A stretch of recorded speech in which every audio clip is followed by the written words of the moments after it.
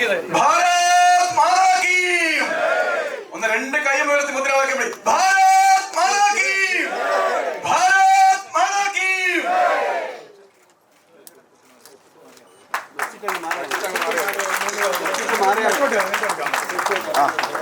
ഇത് മാല പിടിച്ചോ.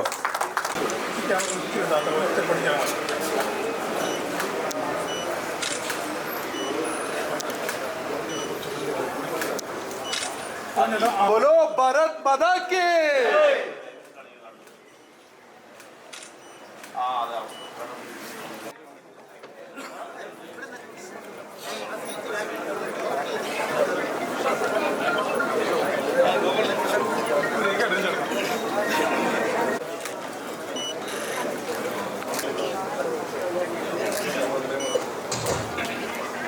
നമ്മുടെ അഭിനന്ദന സഭ ആരംഭിക്കുകയാണ്. ആദ്യമായി വന്ദേ മാതരം. വന്ദേ വന്ദേ മാതരം, വന്ദേ മാതരം, സുജലാം സസ്യശ്യാമളാം മാതരം, വന്ദേ മാതരം. ശുഭ്രജ്യോത്സ്ന പുളകിതയാമിനി,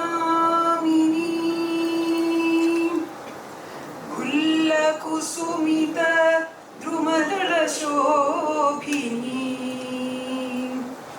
സുഹാസിനി സുമധുരഭാഷിണി, സുഖദാം വരദാം മാതരം, വന്ദേ മാതരം. കോടി കോടി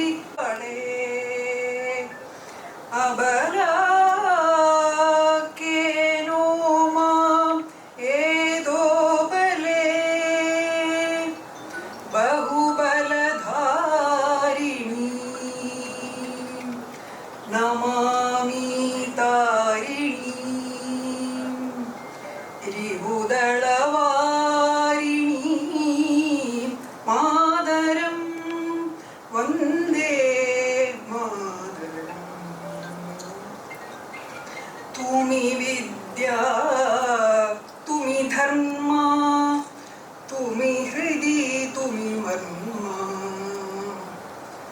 തും ഹി പ്രാണ ശരീരേ ബാഹുദേ തുമി മാ ശക്തി, ഹൃദയേ തുമി മാ ഭക്തി, തോമാരൈ.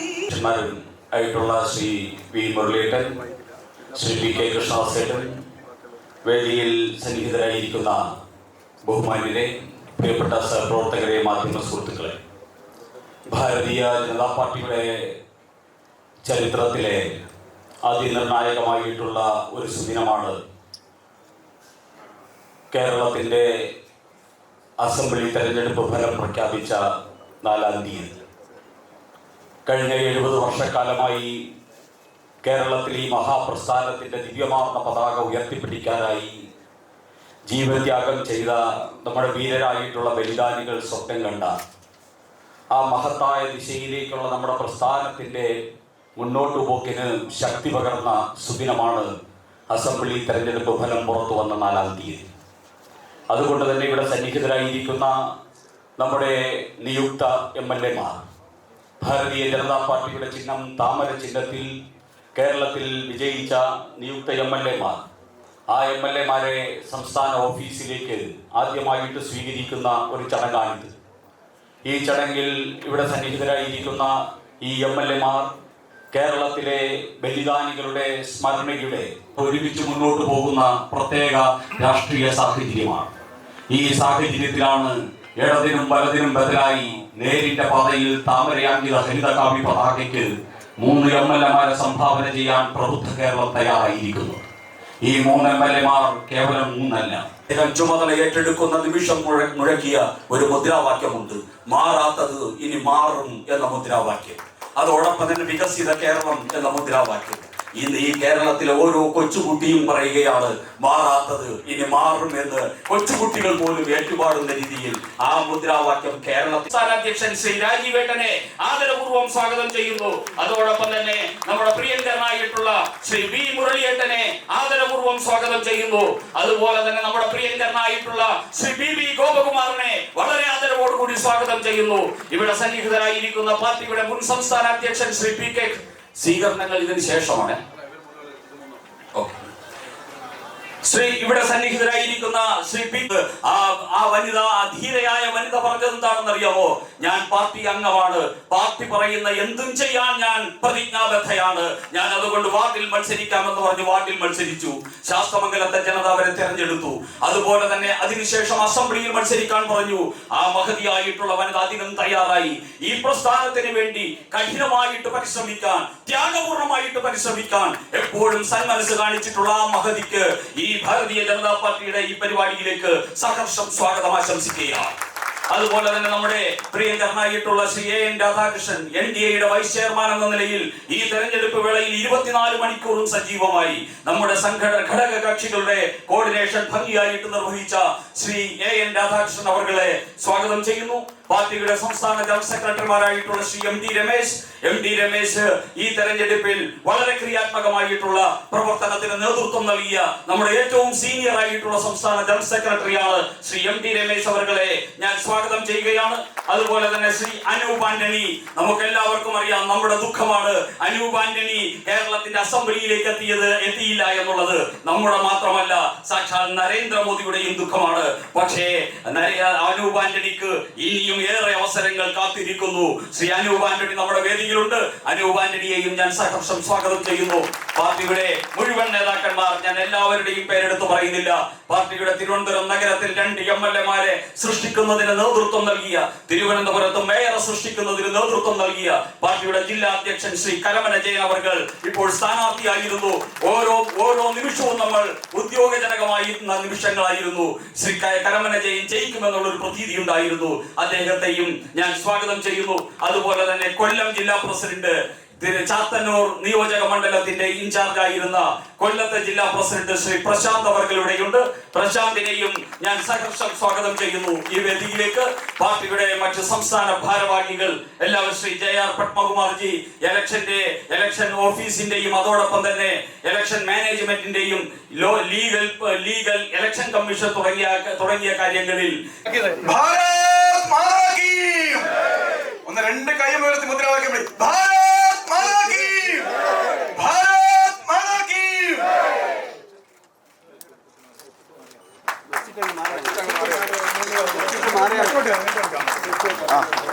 ഇത് മാല പിടിച്ചോ? മാല അല്ല ഈ സൈഡ്.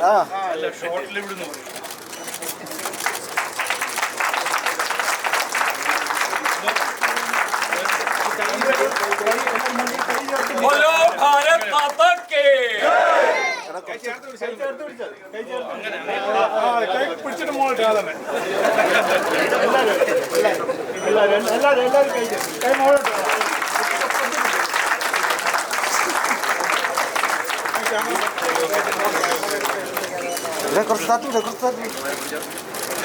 താക്കോൽ ഏൽപ്പിച്ച് ആ താക്കോൽ ജനങ്ങൾ തുറന്ന് നമ്മുടെ നേതാവായിട്ടുള്ള ആരാധ്യനായ സംസ്ഥാന അധ്യക്ഷനെ കൈപിടിച്ച് നേമത്തെ ജനത ആശീർവദിച്ചു, അംഗീകരിച്ചു, വിജയിപ്പിച്ചു. ആ രാജീവേട്ടൻ ഈ സന്ദർഭത്തിൽ നമ്മളോട് സംസാരിക്കും.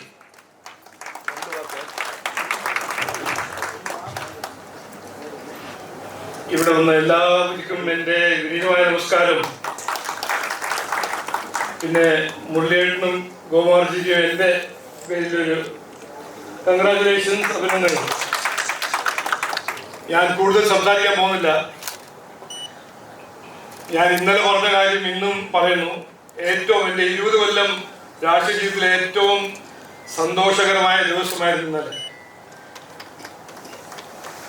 കാരണം എൻ്റെ ജയം അങ്ങനെയല്ല, പാർട്ടി ഈ ഇലക്ഷൻ ജയിച്ചു. 3 MLA-മാര് അസംബ്ലിയിൽ പോന്നു. ഞങ്ങൾ ഈ ഇലക്ഷൻ ഒരു മാറ്റത്തിന്റെ ഇലക്ഷൻ ആണെന്ന് ആദ്യം പറഞ്ഞപ്പോൾ അത് കൃത്യമായി ജനങ്ങൾ അത് അങ്ങനെയാണ് ഈ ഇലക്ഷൻ തീരുമാനിച്ചത്. ഒരു വലിയ മാറ്റം കേരളത്തിൽ കൊണ്ടുവന്നു നമ്മുടെ ജനങ്ങൾ. അത് ആണ് നടന്നത്. അപ്പോൾ ഇലക്ഷന്റെ മുമ്പ് ഞാൻ ഒരു കാര്യം പറഞ്ഞത്, ഇത് നിർണായകമായ ഇലക്ഷൻ ആവും, CPM പൊളിയും എന്ന് ഞാൻ പറഞ്ഞതായിരുന്നു. അത് തന്നെയാണ് നടന്നത്. ഈ ഇലക്ഷൻ ഒരു ആന്റി CPM ഇലക്ഷനായി മാറി. ഈ ആന്റി CPM വികാരം സൃഷ്ടിക്കാൻ BJP NDA കഴിഞ്ഞ 12 മാസത്തിന്റെ പ്രവർത്തനം ആയിരുന്നു ഏറ്റവും പ്രധാനപ്പെട്ട കാരണം. ഇതിനു മുമ്പ് BJP ജനങ്ങൾക്ക് വേണ്ടി പ്രവർത്തിച്ചിട്ടുണ്ട്. ഈ ഇലക്ഷന്റെ മുമ്പ് എത്ര കൊല്ലം നമ്മൾ അധ്വാനിച്ചിട്ടുണ്ട് നാടിനു വേണ്ടി, ജനങ്ങളുടെ പ്രശ്നങ്ങൾ പരിഹരിക്കാൻ വേണ്ടി. പക്ഷേ വലിയൊരു മാറ്റം ഈ ഇലക്ഷൻ ജനങ്ങളൊരു അവസരം തന്നത്, ഇനി അസംബ്ലിയിൽ ഉള്ളിൽ പോയി ജനങ്ങൾക്ക് വേണ്ടി, നാടിനു വേണ്ടി പ്രവർത്തിക്കാൻ ഒരു അവസരം BJPക്ക് തന്നത്. ഇതാണ് വലിയ മാറ്റം. ഞാൻ ഇന്ന് കൃത്യമായി പറയാൻ ആഗ്രഹിക്കുന്നത് ഒരു കാര്യം, BJP NDA മുമ്പോട്ട് വെച്ചൊരു കാഴ്ചപ്പാടായിരുന്നു വികസിത കേരളം, വികസന രാഷ്ട്രീയം. 12 കൊല്ലം നരേന്ദ്രമോദിജി ഇന്ത്യയിൽ നടപ്പിലാക്കിയ ഒരു വികസന രാഷ്ട്രീയം. ഈ 3 MLA എന്നോട് ഇന്ന് ഒരു മാധ്യമ സുഹൃത്ത് പറഞ്ഞു, അല്ല നിങ്ങൾ 3 MLA 100 കോൺഗ്രസിന്റെ 100 MLA അപ്പൊ ഞാൻ പറഞ്ഞു, ഈ 3 പേര് മതി. അവരെ നോക്കാനും അവരെ കൃത്യമായ ഒരു സ്ട്രെയിറ്റ് ലൈനില് MLA മതി. ഇത് കാരണം ഇത് നരേന്ദ്രമോദിജിന്റെ BJP NDA 3 MLA. ഞങ്ങളുടെ രാഷ്ട്രീയം വികസന രാഷ്ട്രീയമാണ്, അഴിമതി രഹിത ഭരണം. ഈ നാട്ടിൽ കർണാടക പോലെ, തെലങ്കാന പോലെ കോൺഗ്രസ് അഴിമതി കൊണ്ടുവരാൻ ശ്രമിച്ചാൽ, ജനങ്ങളെ ദ്രോഹിക്കാൻ ശ്രമിച്ചാൽ, വികസനത്തിന്റെ എതിരെ പ്രവർത്തിക്കാൻ ശ്രമിച്ചാൽ, ഈ MLA 3 MLA മതി അതെല്ലാം തടയാൻ, അത് നിർത്താൻ. ഇതൊരു വലിയ അവസരമായിട്ട് ഞാൻ കാണുന്നു. BJPക്കും ജനങ്ങളും ഈ നാടിന്റെ ഒരു ദിശയും ദശയും മാറ്റാൻ. ശരിയാണ്, 10 MLA ഉണ്ടായിരുന്നെങ്കിൽ കൂടുതൽ നമുക്ക് ചെയ്യാൻ കഴിയും. 140 MLA ആയിരുന്നു ഞങ്ങളുടെ ലക്ഷ്യം. പക്ഷേ അത് ഈ ഇലക്ഷനിൽ കിട്ടിയില്ല. അടുത്ത 2-3 ഇലക്ഷൻ കഴിഞ്ഞാൽ വെസ്റ്റ് ബംഗാൾ പോലെ അതും തുടങ്ങിയത് 5 MLA ഇപ്പോ 195 MLA വെസ്റ്റ് ബംഗാൾ. അപ്പോൾ സന്തോഷകരമായ ദിവസമാണ്. ഇത് ചെയ്തു തന്നത് കാൻഡിഡേറ്റ്സ് മാത്രമല്ല, നമ്മളുടെ പ്രവർത്തകരാണ്.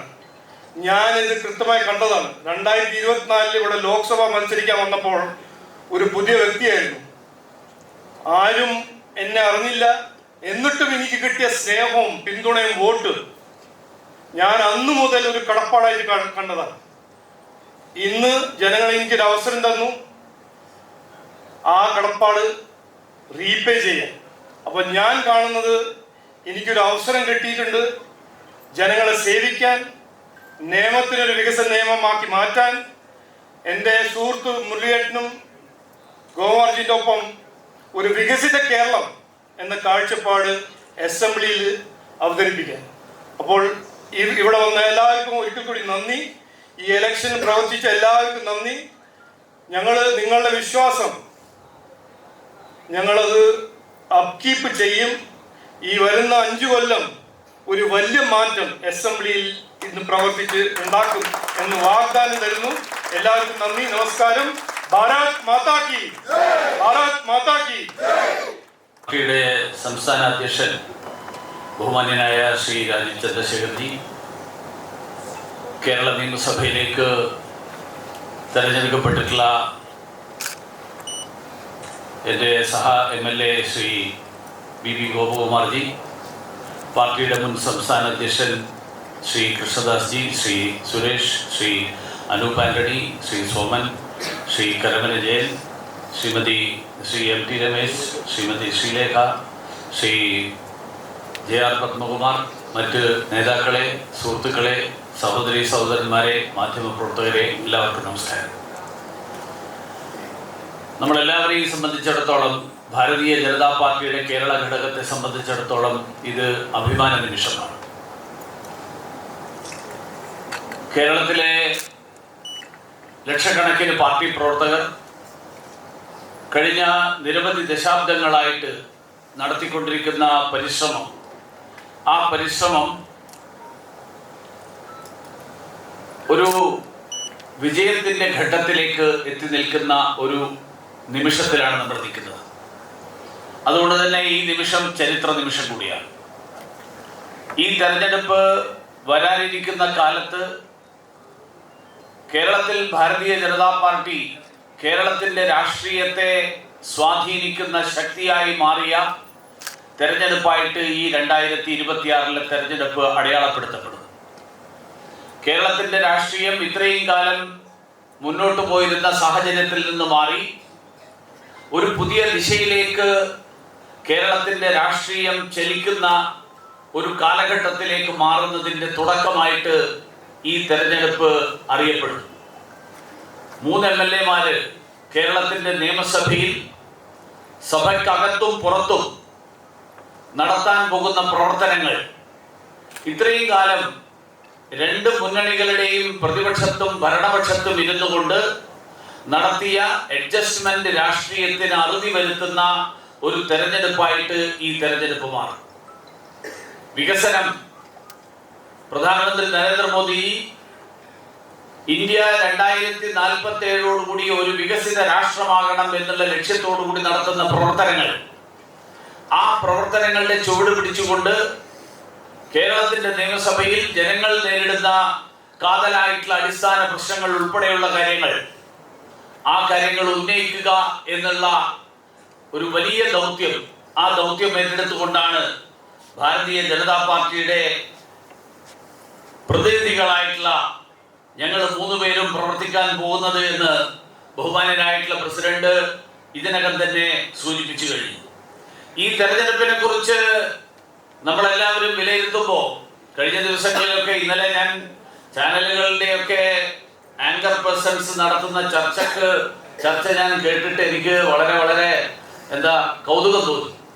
കാരണം കഴിഞ്ഞ 10 കൊല്ലക്കാലം CPM-ന്റെ അഹന്ത, ആ അഹന്തക്കെതിരായിട്ട് ശബ്ദമുയർത്തിയ എത്ര മാധ്യമ പ്രവർത്തകർ, എത്ര ചാനലുകൾ നമ്മുടെ നാട്ടിലുണ്ടായിട്ടുണ്ട്. ഭാരതീയ ജനതാ പാർട്ടി നടത്തിയ പ്രക്ഷോഭങ്ങൾക്ക്, ആ പ്രക്ഷോഭങ്ങളെടുത്ത സമീപനം എന്തായിരുന്നു? ഇപ്പോ വളരെ സർക്കാരിനെ അടിച്ചു പുറത്താക്കിയ ജനങ്ങൾ, ആ ജനങ്ങൾ അടിച്ചു പുറത്താക്കിയപ്പോ അതില് സർക്കാരിനെതിരായിട്ട് വിമർശനം ഉന്നയിക്കുന്നത് വളരെ എളുപ്പമാണ്. CPM-ന്റെ അഹന്തക്ക് നൽകിയ മറുപടിയാണ് ഈ തെരഞ്ഞെടുപ്പിന്റെ ഫലം. ഇത് കോൺഗ്രസിന്റെ നയങ്ങൾക്കുള്ള വിധിയെഴുത്താണെന്ന് ആരെങ്കിലും വിലയിരുത്തുന്നുണ്ടെങ്കിൽ ആ വിലയിരുത്തൽ പരിപൂർണമായും തെറ്റാണ് എന്ന് പറയാൻ ഞാൻ ഈ അവസരത്തിൽ ആഗ്രഹിക്കുകയാണ്. ഈ തെരഞ്ഞെടുപ്പിന്റെ ഫലം അത് കോൺഗ്രസിനുള്ള അംഗീകാരമല്ല, CPM-ന്റെ അഹന്തക്ക് ജനങ്ങൾ നൽകിയിട്ടുള്ള മറുപടിയാണ്. അത് സ്വാഭാവികമായും പ്രധാന പ്രതിപക്ഷം എന്നുള്ള നിലയിൽ കോൺഗ്രസിന് അനുകൂലമായി. പക്ഷെ കോൺഗ്രസ്സുകാരൻ അവരുടെ പതിവ് സ്വഭാവം ഇപ്പൊ തന്നെ കാണിച്ചു തുടങ്ങി. അവിടെ ആർക്കൊക്കെ ചാനലുകൾ ഇപ്പൊ കൊടുക്കുന്ന വാർത്ത, ആരെയൊക്കെ മുഖ്യമന്ത്രിമാരാക്കാൻ വേണ്ടിയിട്ട് ആരൊക്കെ പരിശ്രമിക്കുന്നു, അതിന്റെ പിന്നിൽ പ്രവർത്തിക്കുന്ന ഉപജാപക വൃന്ദങ്ങൾ ആരൊക്കെയാണ്, അതിൽ അംഗങ്ങൾ ആരൊക്കെയാണ് എന്നുള്ള വാർത്തകളാണ് വന്നുകൊണ്ടിരിക്കുന്നത്. ഇങ്ങനെയുള്ള ഒരു സംവിധാനത്തിന് വേണ്ടിയാണോ കേരളത്തിലെ ജനങ്ങൾ മാർക്സിസ്റ്റ് പാർട്ടി അടിച്ചു പുറത്താക്കിയത് എന്ന് ചോദിക്കുന്ന ഒരു സാഹചര്യത്തിലേക്ക് എത്തിക്കൊണ്ടിരിക്കുകയാണ്. ഭാരതീയ ജനതാ പാർട്ടിയെ സംബന്ധിച്ചിടത്തോളം ഉപജാപക വൃന്ദങ്ങളും അധികാര രാഷ്ട്രീയവുമല്ല, ജനങ്ങളുടെ പ്രശ്നങ്ങൾ ഉന്നയിക്കാൻ വേണ്ടിയിട്ടുള്ള, അതിനു വേണ്ടിയിട്ടുള്ള വേദിയായിട്ട് നിയമസഭയെ മാറ്റുക എന്നുള്ളതാണ് ഭാരതീയ ജനതാ പാർട്ടിയുടെ ലക്ഷ്യം. അഴിമതിക്കാരെയും വിശ്വാസ സംരക്ഷണത്തിന് തുരങ്കം വെക്കുന്നവർക്കും അവർക്ക് നൽകിയ മറുപടിയായിരുന്നു ഈ തെരഞ്ഞെടുപ്പ്. അതുകൊണ്ട് എനിക്ക് ഈ പുതിയ സർക്കാർ ആരുടെ നേതൃത്വത്തിൽ ഭരണത്തിൽ വന്നാലും ഭാരതീയ ജനതാ പാർട്ടി ഉയർത്തിയിട്ടുള്ള കാതലായിട്ടുള്ള പ്രശ്നങ്ങൾ, ശബരിമല ശബരിമലയിൽ വിശ്വാസ സംരക്ഷണത്തിന് വേണ്ടി, ആചാര സംരക്ഷണത്തിന് വേണ്ടി, അതിനു വേണ്ടിയിട്ട് പോരാടിയവർക്ക് എതിരായിട്ട് എടുത്ത കേസുകൾ, ആ കേസുകൾ പിൻവലിക്കാനുള്ള ആത്മാർത്ഥത പുതിയ സർക്കാർ കാണിക്കുമോ എന്നുള്ളതാണ് എനിക്ക് സർക്കാർ രൂപീകരിക്കുന്നതിന് മുമ്പ് തന്നെ ആ സർക്കാരിന് നേതൃത്വം നൽകാൻ പോകുന്നവരുടെ മുന്നിൽ ഉയർത്താനുള്ള ചോദ്യം. അതോടൊപ്പം സ്വർണ്ണക്കൊള്ള, ആ സ്വർണ്ണക്കൊള്ളയിൽ ഇത്രയും കാലം കോൺഗ്രസ് പറഞ്ഞതിലുള്ള ആത്മാർത്ഥത ഇനി അവർ തെളിയിക്കേണ്ടിയിരിക്കുന്നു.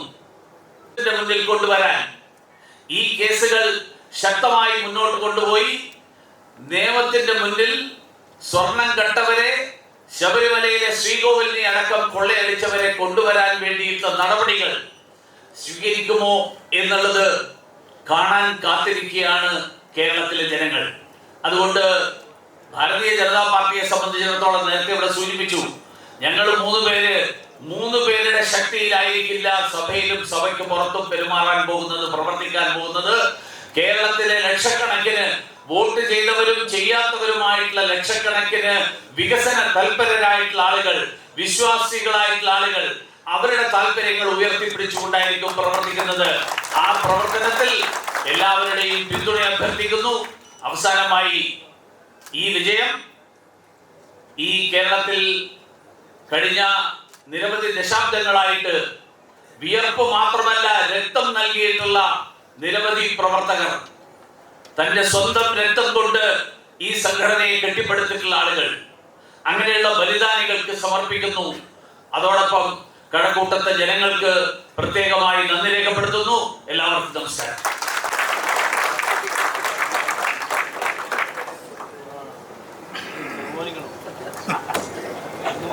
ബഹുമാനായ ഈ യോഗത്തിന്റെ അധ്യക്ഷൻ, പാർട്ടിയുടെ സംസ്ഥാന അധ്യക്ഷൻ ശ്രീ രാജീവ് ചന്ദ്രശേഖർജി, ബഹുമാനായ മുരളീധരൻ, ശ്രീ കൃഷ്ണാസേനൻ, വേദിയിലുള്ള പാർട്ടിയുടെ സംസ്ഥാന ജനറൽ സെക്രട്ടറിമാർ, സംസ്ഥാന ഭാരവാഹികൾ, ജില്ലാ ഭാരവാഹികൾ, ഏറെ ബഹുമാനരായ സഹപ്രവർത്തകരെ, സഹോദരന്മാരെ, മാധ്യമ സുഹൃത്തുക്കൾ, ഏറെ ഒരു അഭിമാനകരമായ സന്തോഷകരമായ നിമിഷത്തിനാണ് നമ്മൾ സാക്ഷ്യം വഹിക്കുന്നത്.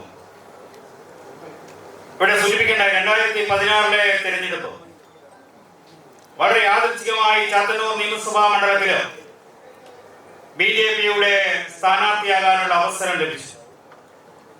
അന്ന് പാർട്ടിയുടെ സംസ്ഥാന അധ്യക്ഷനായിരിക്കുന്ന ബഹുമാനായ ആദരണീയനായ ശ്രീ കുമ്മനം രാജശേഖരൻ, അദ്ദേഹം സംസ്ഥാന അധ്യക്ഷനായിരിക്കുമ്പോഴാണ് ചാത്തന്നൂരിൽ മത്സരിക്കാനുള്ള അവസരം ലഭിക്കുന്നത്.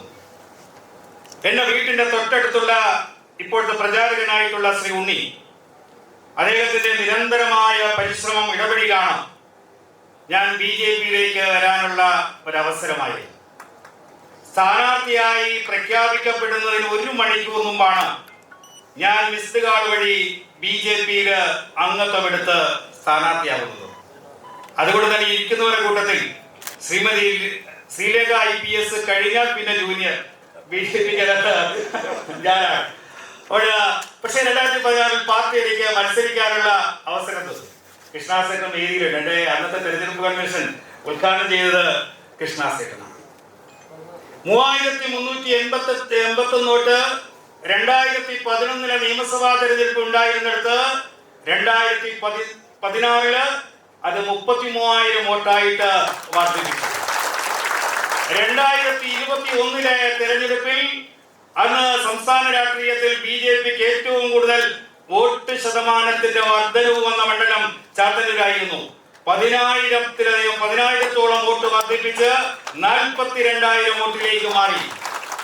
26 തെരഞ്ഞെടുപ്പിൽ വീണ്ടും ഒരു 10,000 വോട്ട് വർദ്ധിപ്പിച്ച് 52,432 വോട്ടിലേക്ക് ചാത്തന്നൂർ മാറി.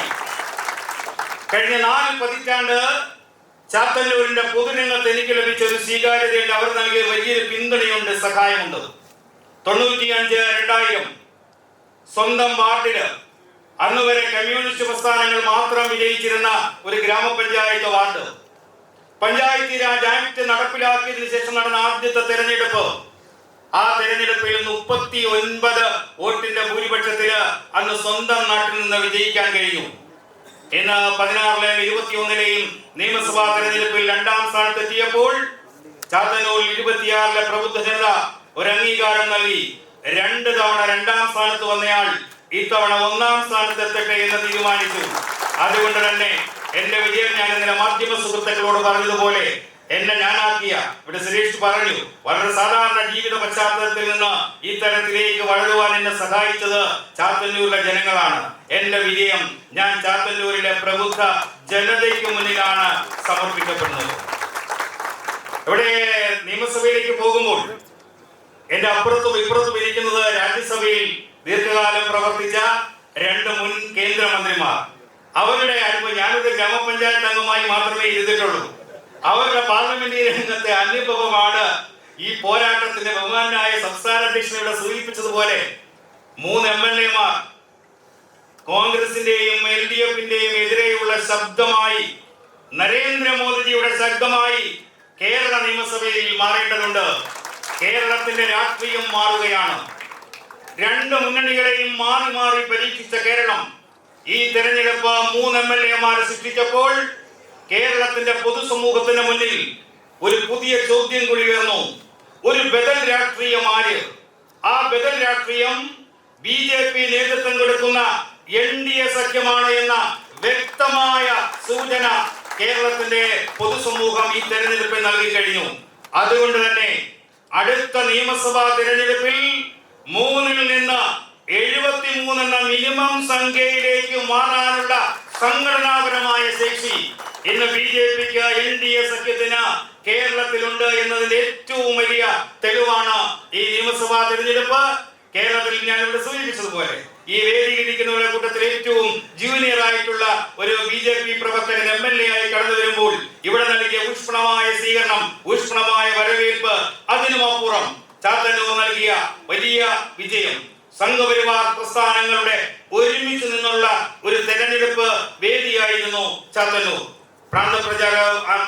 പ്രാന്തപ്രചാരക സുദർശൻജിയുടെ അടക്കം മണ്ഡലമാണ് ചാത്തന്നൂർ. അവിടെ ഒരു കമ്മ്യൂണിസ്റ്റ് കോട്ടകൊത്തളങ്ങളിൽ നേടിയ ആ വലിയ വിജയം ഒരിക്കൽ കൂടി ചാത്തന്നൂരിലെ പ്രബുദ്ധ ജനതയ്ക്ക് മുന്നിൽ സമർപ്പിച്ചുകൊണ്ട് ഇവിടെ നൽകിയ ഊഷ്മളമായ സ്വീകരണത്തിന് ഹൃദയത്തിന്റെ ഭാഷയിൽ നന്ദി രേഖപ്പെടുത്തിക്കൊണ്ട് ഞാൻ എന്റെ വാക്കുകൾ അവസാനിപ്പിക്കുന്നു.